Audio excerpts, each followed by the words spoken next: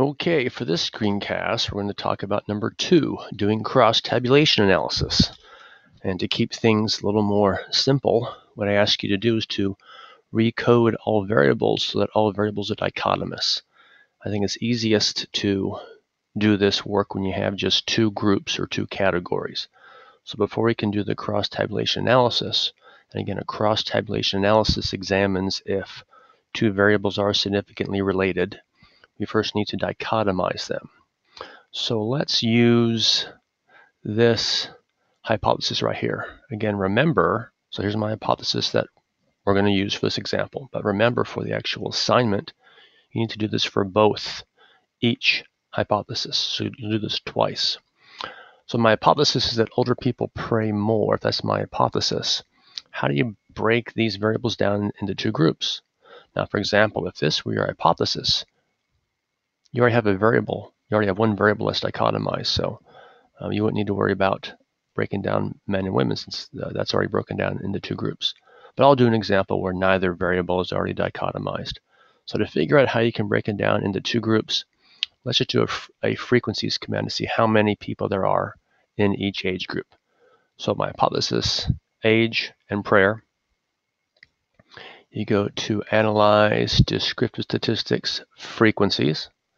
Find the age variable, hold the control key down, prayer, bring them over, go. And all I'm looking for is about the halfway point. I mean, there are a number of ways to do this, but I think the best way for us is to break the 2 groups down into similar numbers of cases. So in the cumulative percentage column, look for about the halfway point. Well, that's right here. 51.1% of all students are age 20 and under. So one group will be 20 and under, the other group will be 21 and over. So that's how I will break down age, because this shows that about half of all cases are age 20 and under. If you go to the prayer group, half is about monthly or less. So again, numerically, this is a 1, 2, 3, 4, 5, 6, and 7. So about half of all cases are monthly or less. So what we're going to do for the prayer variable, we'll do 2 and under versus 3 and over. So now what we do is we go to transform. So this will take the original variables here and we'll create new variables. You never want to recode into the same variable. You never want to write over the original variable. So let's recode into different variables. So for the age, let's find age, highlight it, bring it over. Give it a new name. Doesn't matter what you call it. I'll call it age 1. Let's look at the old and new values tab. Here on the left are the old or original values from the original variables. And here are the new values we will create. So for age, it was age 20 and under. So if I put 20 right here, what this means is whatever the smallest value is, up through what I typed in 20, that's going to be one group. So where it says value here and also value here, value is what you type in. So whatever the smallest number is, up through, in this case 20, they're all going to be in one group.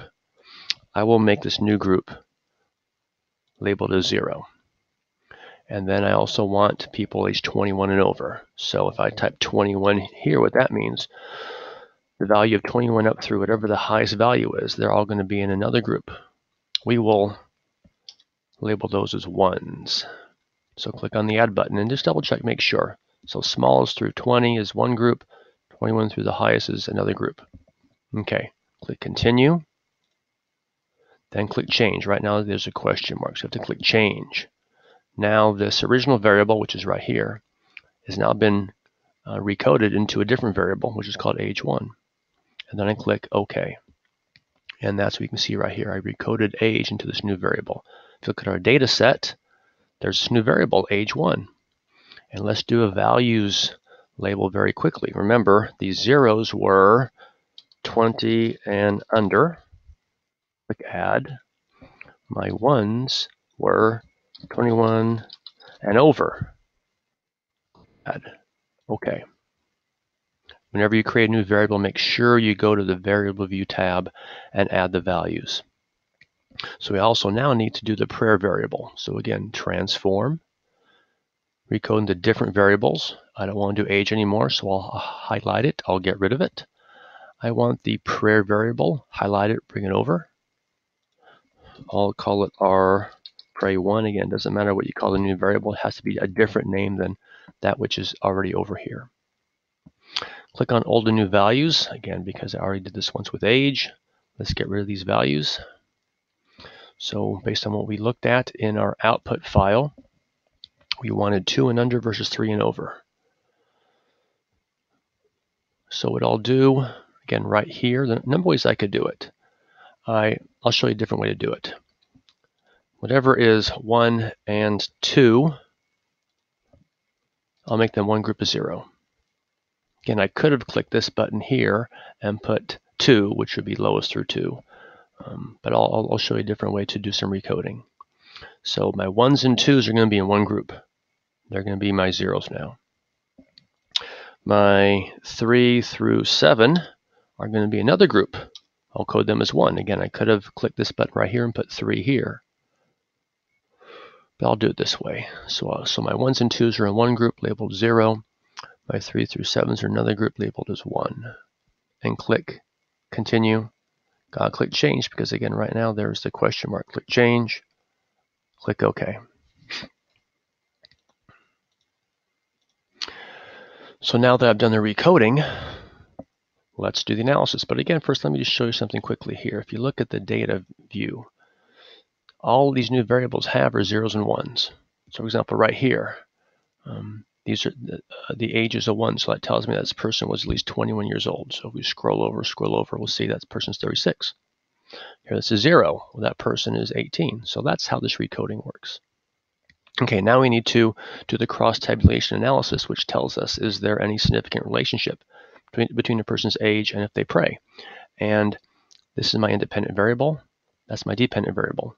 Independent variables always go in the column. So to do a cross-tabulation, analyze descriptive statistics, crosstabs. My row is my dependent variable. That's the new one, not the original one. You want the new one right down here. Bring it over. My column's my independent variable. Again, the new one, age 1. Bring it over. Now you want to do two things before you run the analysis. In the cells button, you want to look at column percentages because you want to make comparisons with percentages. So click column, continue. In the statistics, you want to know if there's some kind of significant difference. So click the statistics button and chi-square, continue. Here's your table. We can see, for example, that 47.3% of people aged 20 and under were, I forgot, mistake. I forgot to do my value labels. So I just added those. Click OK. Let's run it again so that the output will make a little more sense, I think. Here we go. So we can see that 47.3% of those aged 20 and under prayed less versus 60.9% of those 20 and over who prayed less. You compare this to that. You don't compare this to that. You always compare across. So we see that about 61% of the older students prayed less, whereas about not quite half of the younger students prayed less. Is this a significant difference? What you do is we go to this, only worry about this Pearson's chi-square. Don't worry about anything else.